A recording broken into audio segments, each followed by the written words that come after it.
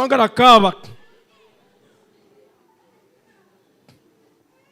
Number 2, abasajja temwakimwokya n'ayabika. Naye bano bannaffe bw'ojja n'akikuba kyonna nga bwe kyabadde. Ati munange nkutale bw'amala okyogera ali kiriya gwe kikutisse. And men don't talk, don't share.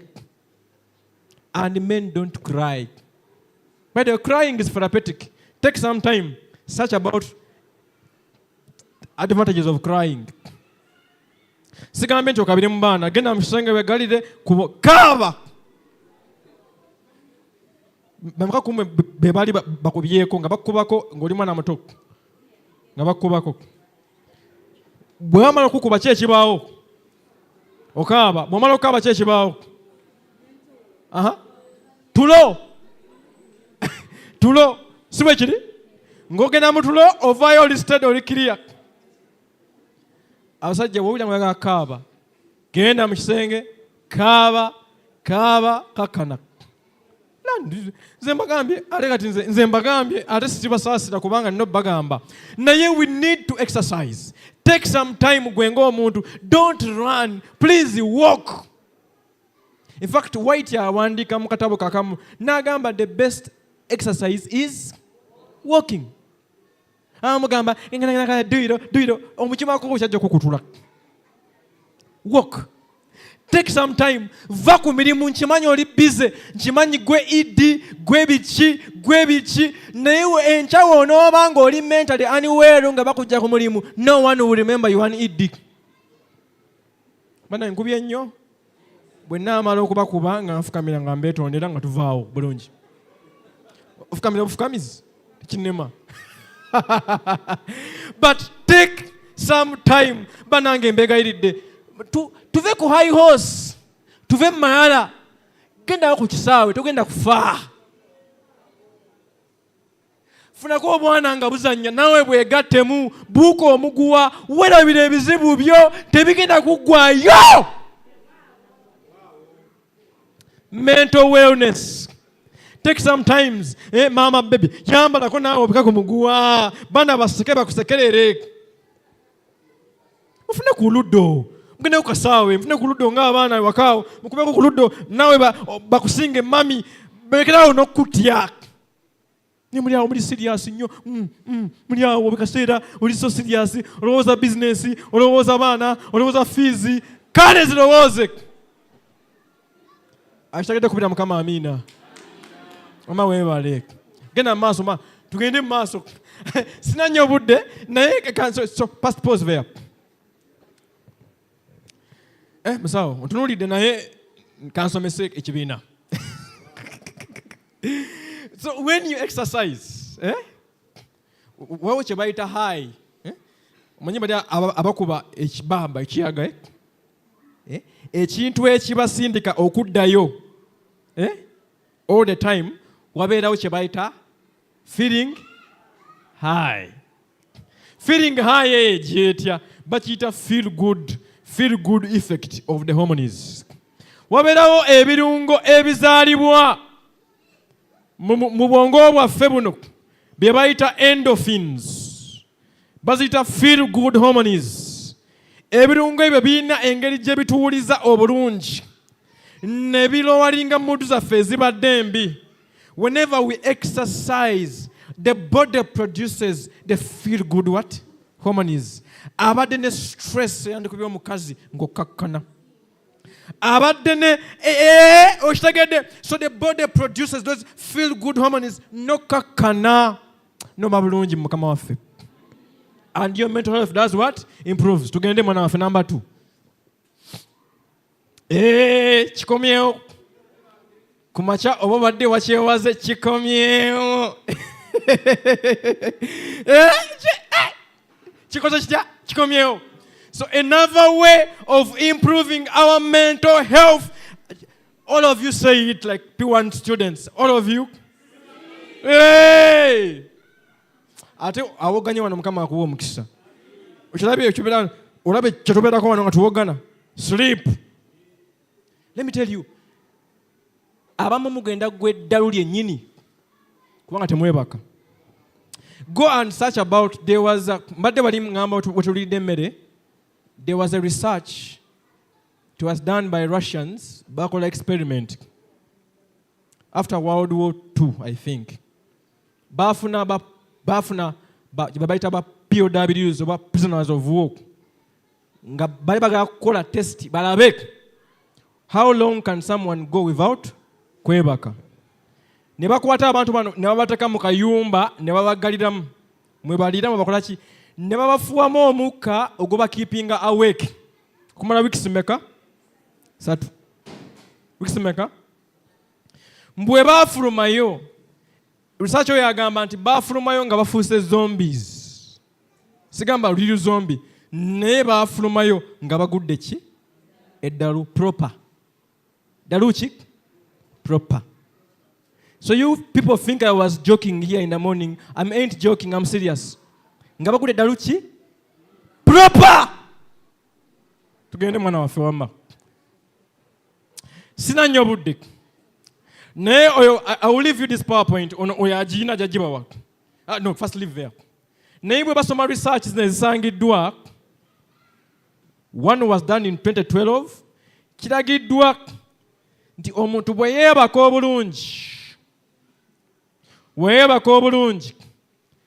kiyamba psychology ye, ne stress nekola etya, nekendeera, ne anxiety, n'obusungu obungi bukendeera. In fact, this same research ezimu zigamba nti obuteebaka, sleep insufficient, propagates romantic strife and makes it harder for partners to peacefully settle disagreements. Amu kumwe mwine ebizibu mu bufumbo bwammwe kubanga temwebaka. Kubanga obwongo bwammwe they cannot handle anger. Omuntu ateebaka aba n'obusungusungu, olusunguyira kimala busungu. N'abaana ne bakutya kubanga teweebaka oli awo katonya ng'oli busungu. Mental health.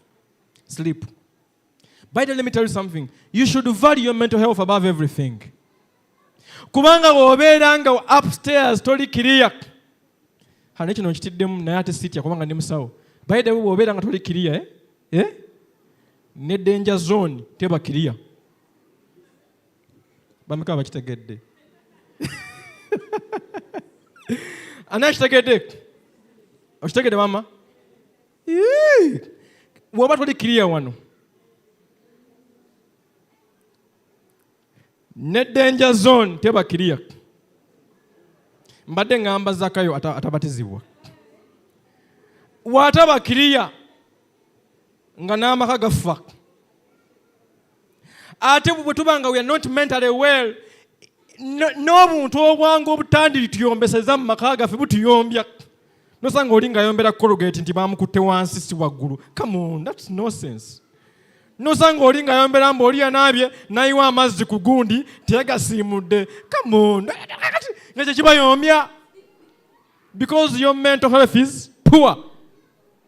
So number 2, do what? Number 2, do what? Sleep. Number 1, activity. Number 3, tugende maaso. We shall give him maybe to the cake. We don't have time. We shall give. I have gave you a lot of information, but I don't have time to explain it. But you can read. Number 3. This thing always comes back to bite you. Mental health. Especially abalina abaana nga mubawanye ebintu ebiri. Kiragiddwa nti kyongeza essanyu mu bantu. Era ki improving their mental health. That research was done by Connor 2017. Just go and Google, you will find it there. Era another research made in 2013 by that person, Dinya Zibuzibu, kiraze nti abantu abalya diet, abalya emmere nga erimu ebibala bitono ne fiber mutono era nga balya nnyo take away n'emmere enkolerere n'emmere ya sukaali n'ebyokunywa ebya sukaali, they usually find problems with their mental health. But this is research, not my words. These things have been researched. abaana bammwe balya nnyo ebintu pizza sigambe tebalya naye nga not mentally stable. Diet. Mameka bakitegedde.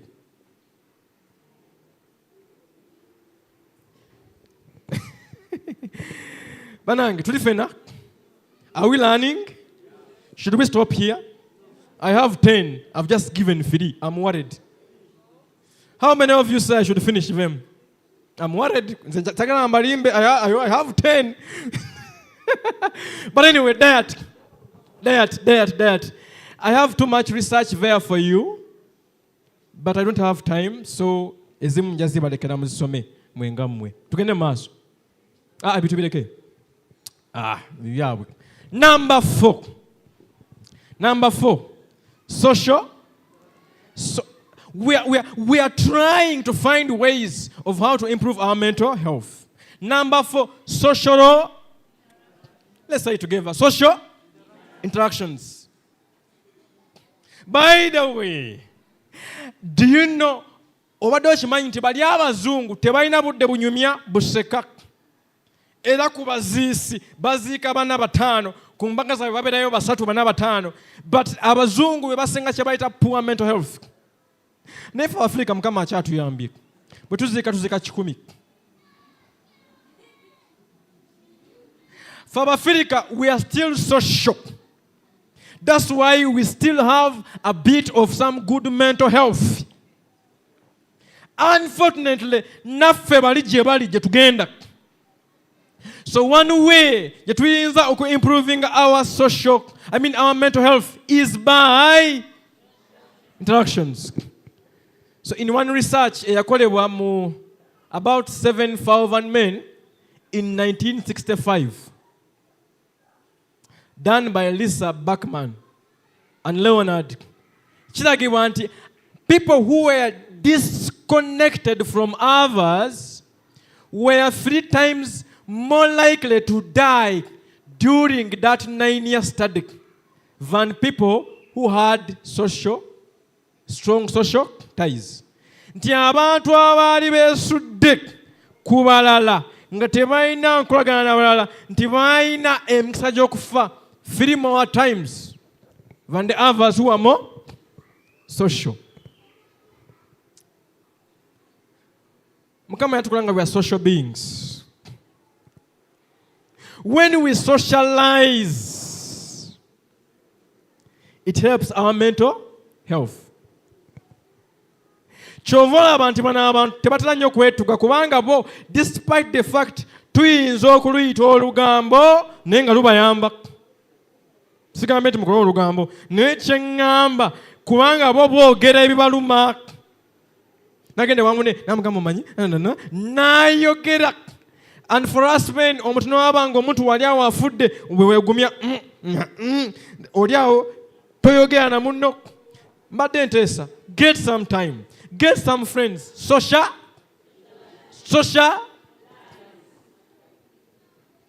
Can't overemphasize that. Tugende. Ebitu bimaze. Number 5. Tujireke number 5. Some skills. Tujireke. Number 6. Get a mental workout. Sina nnyo budde bwayo naye nga mental workout is these things of chess. Play some games that disturb your mind. Naye olw'obudde tujireke nayo. Number 7. Nabagambye nti today I'm going to speak about simple things. When I was starting today, I began with an analogy of etofaali n'ennyumba. Mujjukira waliwo ebintu byenjogezako nga mwe mulaba biri simple naye nga biri serious. One of the ways we can improve our mental health is laughter. People are so serious today, they don't have time to laugh. My guys, I'm serious. You no longer have time to laugh. N'abaana bammwe, no time to laugh. we are too busy to care about our life, but being busy for our lives shall kill us. Okay, I need to get done. Laughter. In fact, somebody writes down here, Steve Wilson, a psychologist, agamba, every day there is more news about the power of humor. Ulira, agamba nti laughter is able to heal us physically, mentally, emotionally, and spiritually. Every system of the body responds to laughter in some important way and in a healing way. We need to get some time to laugh. Mwambale kugundi mugende kumizannyo muzannye museke mugweri. It is okay. Behave like children. Even when God is calling us, atugamba muberenga abana abaki. Muzannye muko. Ni goli musajja wa maka oli so serious. Ogamba nti nina stress zange. Nobera toseka teba kusesa oliao ofa. Take some time and laugh. Relax. Don't be too serious with life. In fact, Bonosoma, in what I'm leaving you with, you'll find that in some cancer centers, they are using what we call laughter medicine. Backward research in some cancer centers, a group of people, comedian, and others were not laughing. But they lived a little longer than those who are not laughing.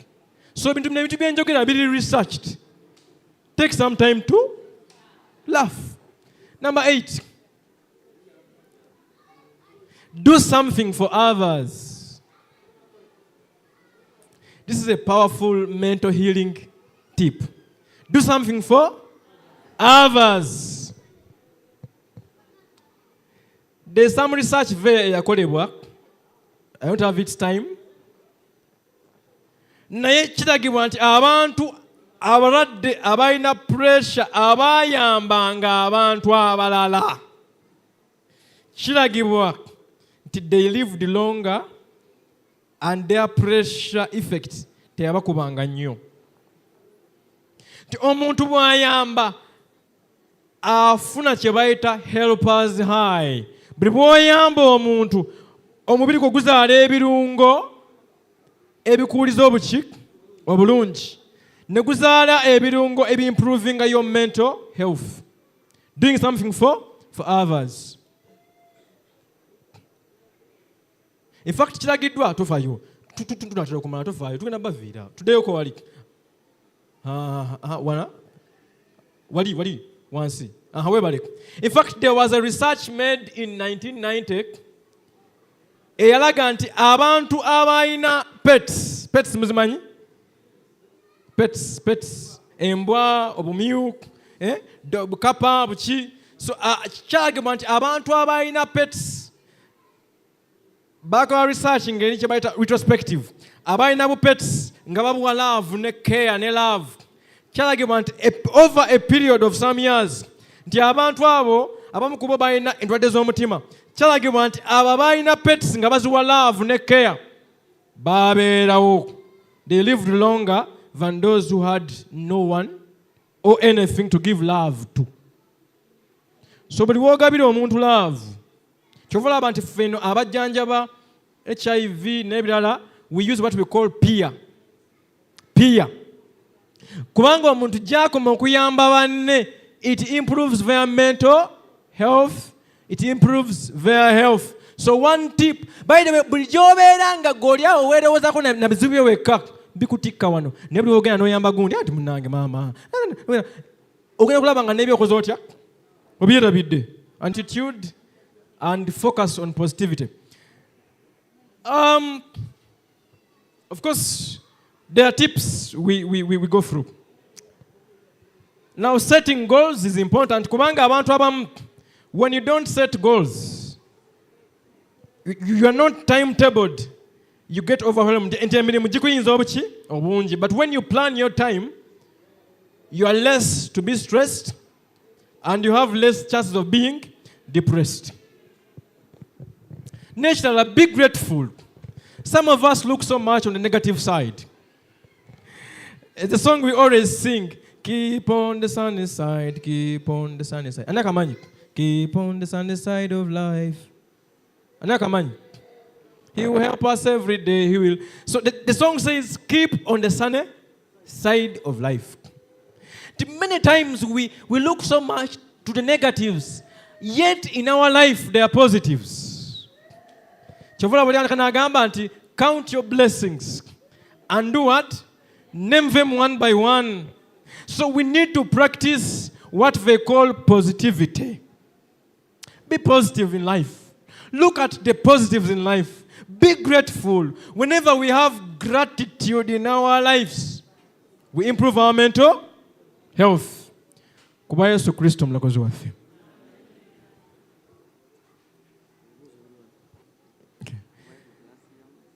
Bameka bagamba ntufunyemu.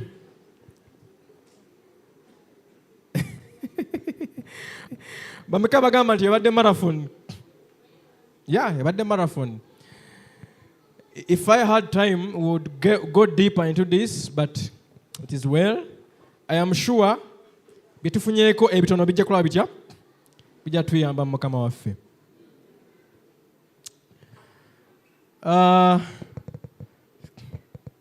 Thank you.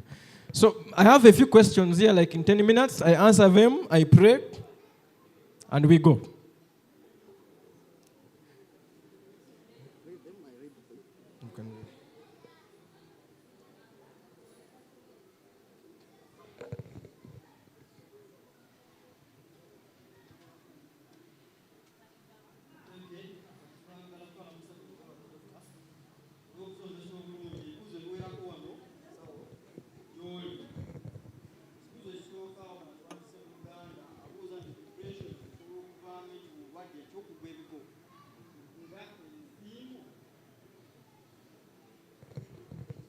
Should we answer them ngawe bijja? Oba. So abuziza very fast. Can depression lead to epilepsy and other bazita conversion disorders? No. No. Answer is no. Epilepsy ina other causes. They could be genetical and other things, but the answer is no. Dagali aje?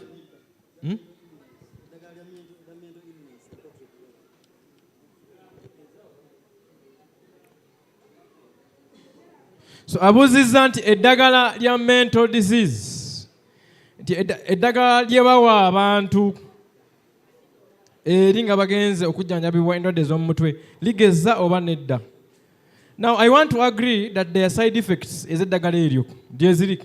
Many side effects. Ey'okugejja eyo sinagiwulira bulungi. Okujjako waliwo omusawo omulala yagiwulirako. They can explain, but I have not seen that happen.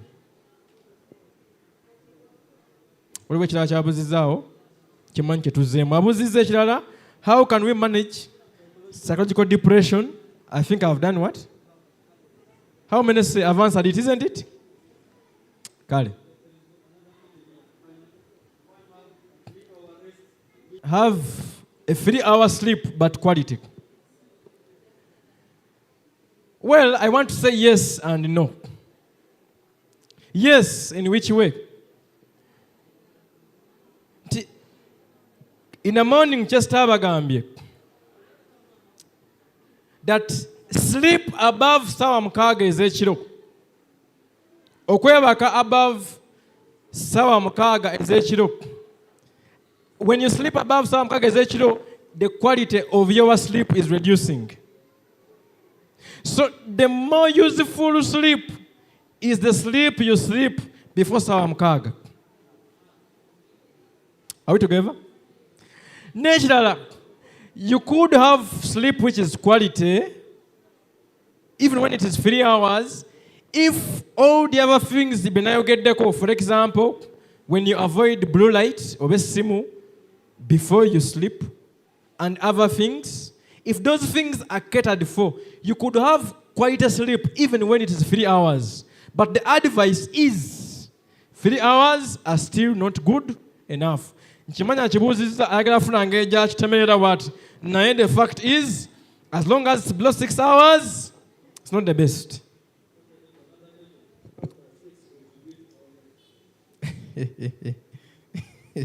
Ekibuzo kisomye mpola tebakiwulidde. Kyonga kikalubyemuko. Mukiwulira ekibuuzo. Others have been speaking about mental health. I am going to speak in that direction. Number 1. Too much of everything is bad. That's number 1. Let me first put disclaimers. Number 2. Ochimanyi, even drinking too much water, yes, water is good and life. But even drinking so much water can cause what we call water intoxication. Don't worry. But, so when it speaks about sex, when you go and read about the physiology of sex, it surely has many advantages. You hear people say that sex is relaxing. And yeah, that's true. Kubanga, I have spoken about the feel-good what? Hormones. The sexual intercourse, the feel-good hormones, those endorphins, somebody relaxes, better mental health. Simple. No science there. People relax. That's why people tend to say, when people begin to eat things, they grow fatter. Whatever it is. Have you heard of those things?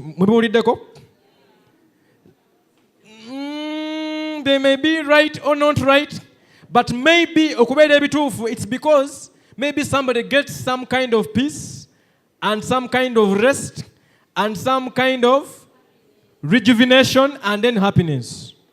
But also sex, despite the fact it's good for your health, can be detrimental. Because when you over-have sex and you over-ejaculate, you're losing important micronutrients like zinc and others, which are very crucial for your mental health. Are we together?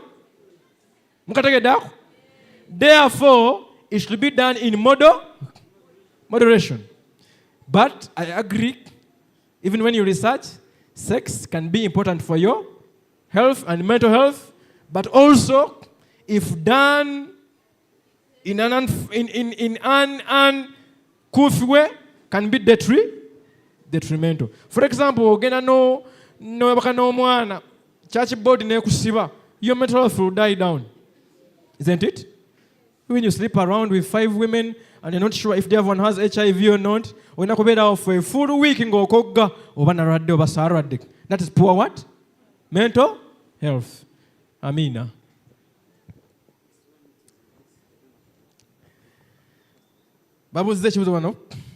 Can one have health entertainment? If so, how can one have it? Yes, and much entertainment, so much. You can entertain yourself, you can watch things which make you happy, and whatever. As long as it's not leading you into sin, as long as it's not within your time of sleeping, as long as telling you so much violence, that moderate entertainment, that is okay. Even for your children, when I come back, we shall learn about technology, but so anything done in moderation, in its right time, can be good for your health.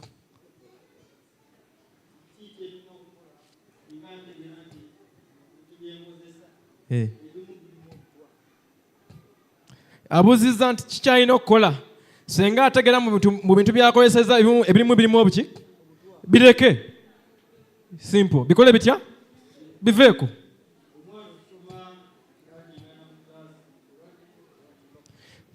So abuza kibuzo nti omwana okusoma nga addingana mu kiraasi bulwadde oba si bulwadde. There may be many factors, by the way. Many what? Factors.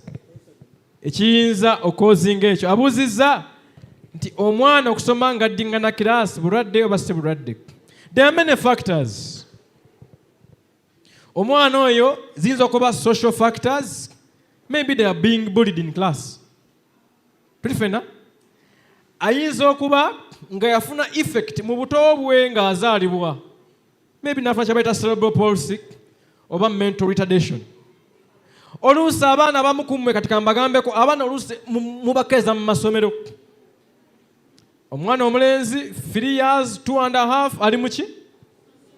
The brain is going to get tired. So there are many factors. Oluusi n'ebintu byalya.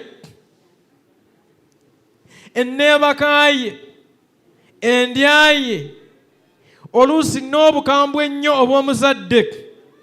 Many things can cause kuddingana mu class. So w'obanga odiringa n'ekintu ekifaanana bwe kityo nti omwana addingana class, olina okidiringa nakyo holistically. Is it emmere gy'alya? Okimanyi nti omwana w'abeera malnourished n'obwongo bukola butya? Bukona.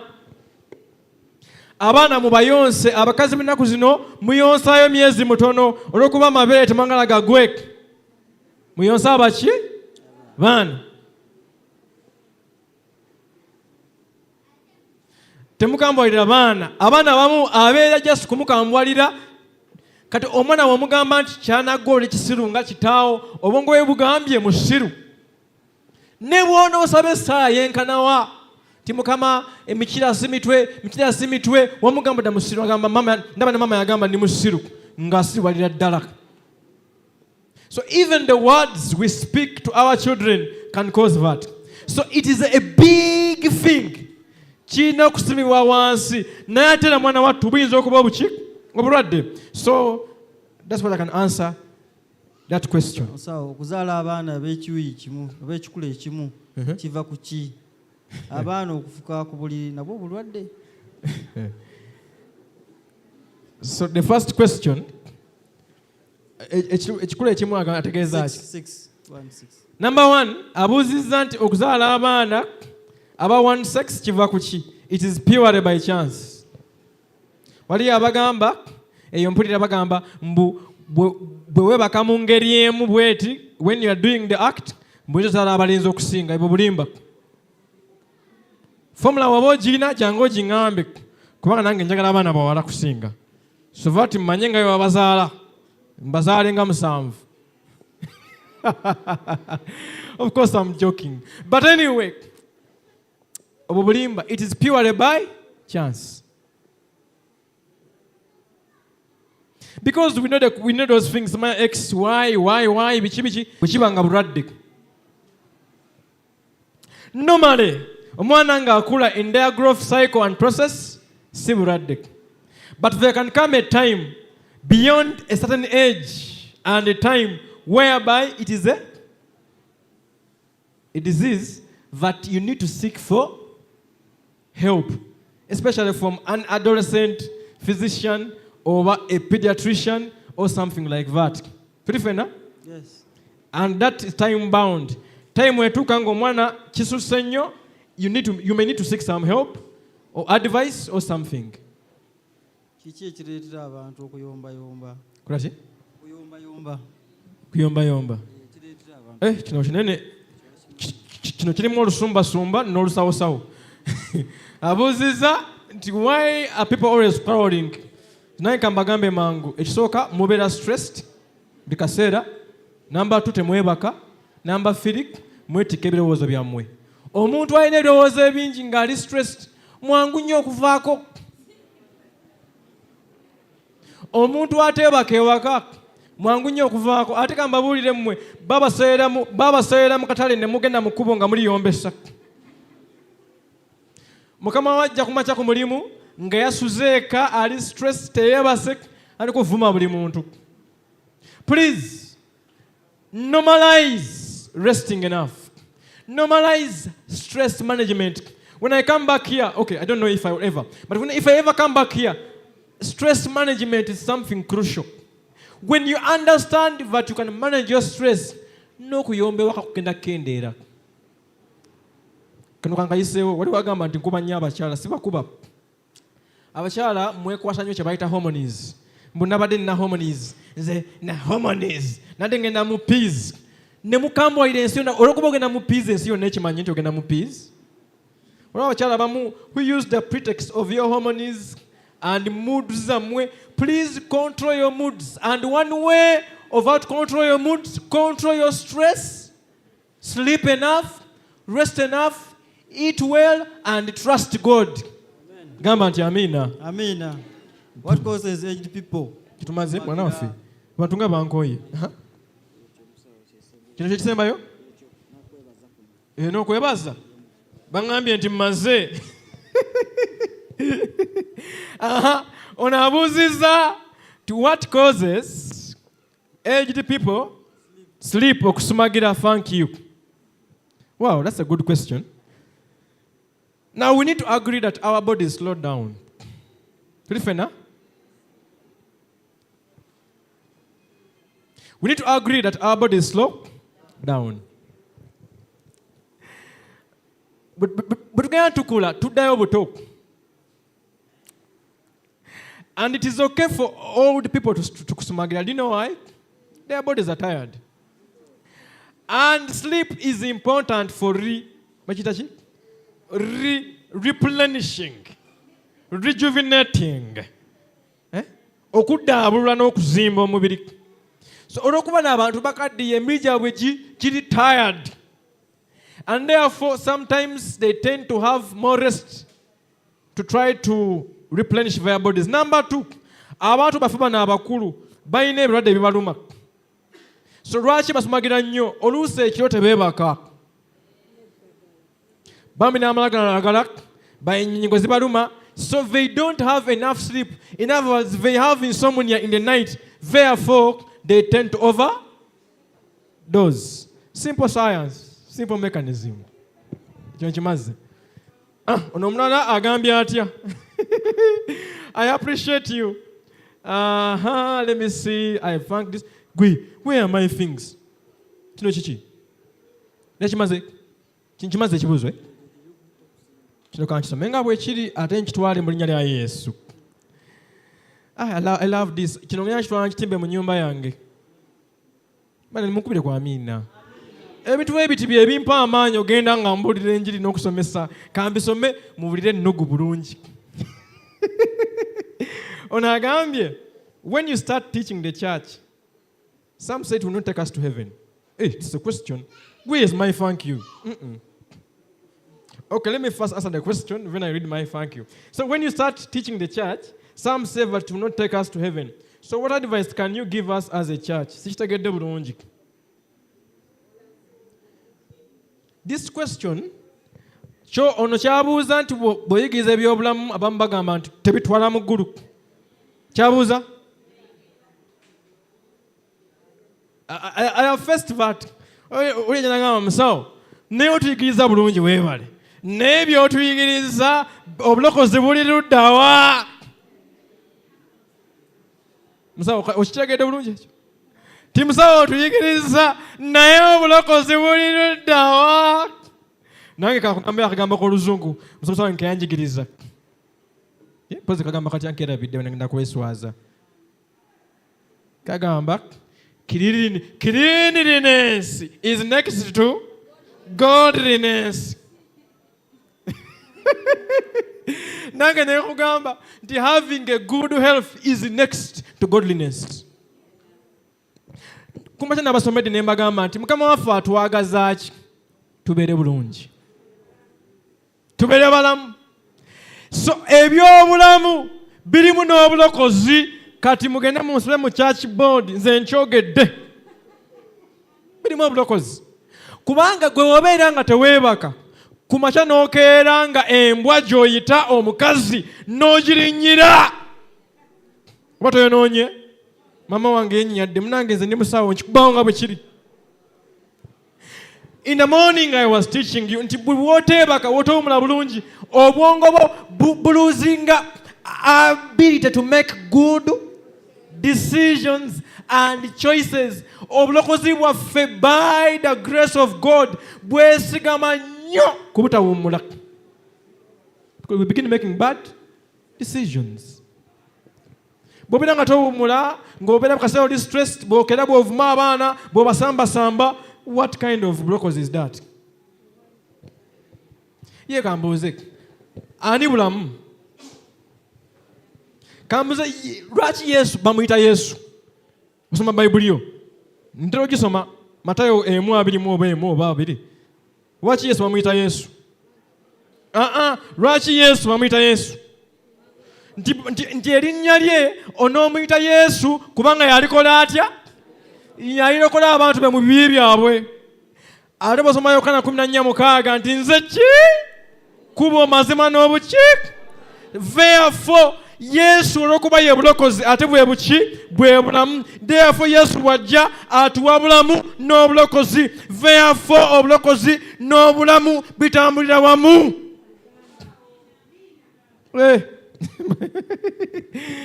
Amina. I'm gone. Tofaayo ngenze. Onagamba nnyama tulume genda mu. But anyway, saka agendayo nnyo. Nze nkubiriza buli muntu yenna asomesa ebyobulamu. Avoid connecting nnyama na biki ku bulokozi. This is how we should teach it. Laga abantu nti emibiri gyabwe yeekaalu yani?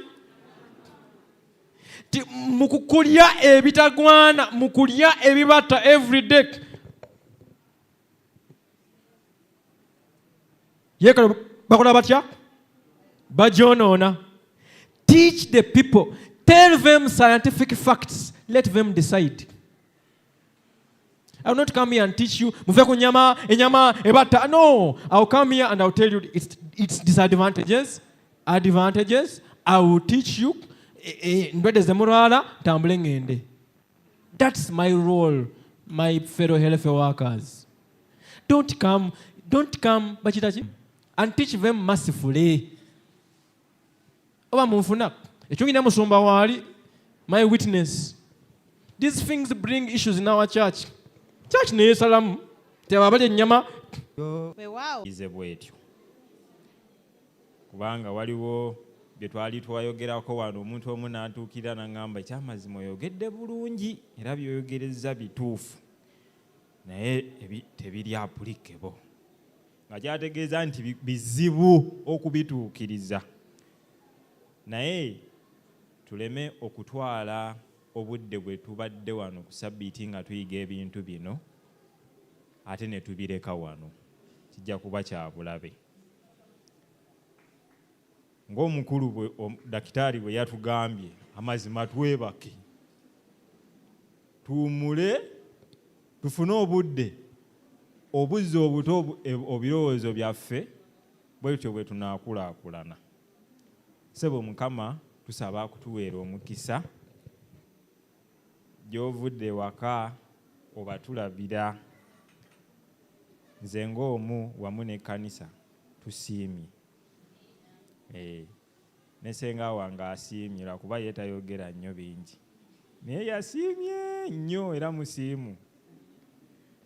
N'olw'ensonga eyo obudde bwebwo nsaba ndowooza tuyimirire.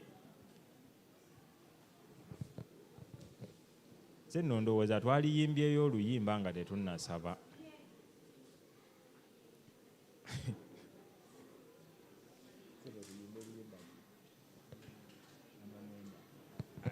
Tugenda kuyimba oluyimba namba 9. Oluyimba enamba 9. Gwe yanunula. Gwe yanunula. Tuyimbe. Gwe yanunula ne baze kisa kyo. Mugwe mwe mulyesibuko yemikisa gyonna. Mugwe mwe mulyesibuko yemikisa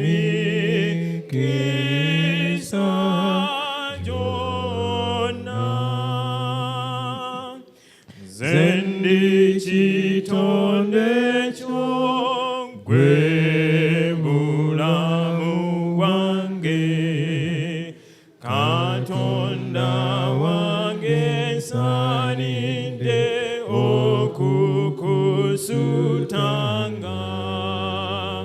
Katonda wange nsaanidde okukusutanga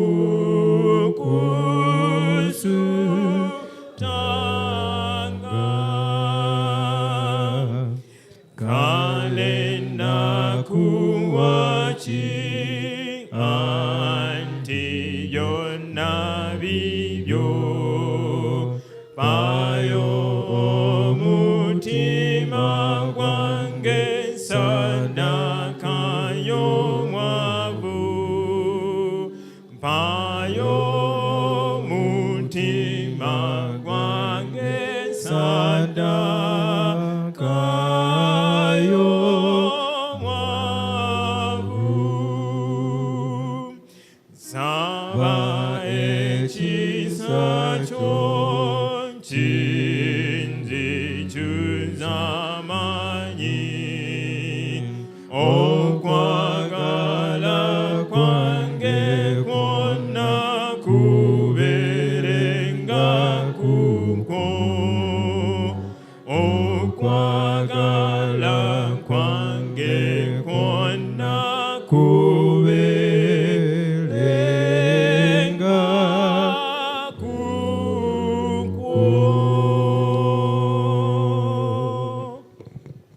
Kale katwebaze oli wa kitiibwa oli wagulumizibwa kubanga ogulumidde okusinga ebitonde ebirala byonna. Twebaza ku lunaku luno olwa Sabbiiti tuwummuzza oyogedde naffe era otuyigiriza ebintu bingi. Katonda waffe tuwe obulamu obulungi wamu n'okubitambuliramu okuyita mu wiiki eno. Tugabirire emikisa gye wateeka ku lunaku luno olwa Sabbiiti. Mukama tusaba ogituwe tutambule nagyo okuyita mu wiiki eno. Wiiki eno erimu okulonda, erimu ebintu bingi. Katonda waffe tuteekeko obukuumi bwo. Malayika w'abatukuvu batuluŋŋamyenga tuyigenga ekigambo kyo kubanga yetabaaza eri ebigere byaffe. Tuwanirire okuva kaakano okuyita mu kulonda n'eggwanga lyaffe olikuume Mukama. Weerondere omufuzi era omukulembeze agenda okuyamba ensi eno n'okutubeera okuyita mu kiseera ekijja. Tugabirire okuva kaakano okutuusa ennaku z'obulamu bwaffe kubanga tusabye n'okwebazaamu n'okukkiriza kuba erinnya lya Yesu Kristo Mukama waffe. Amiina.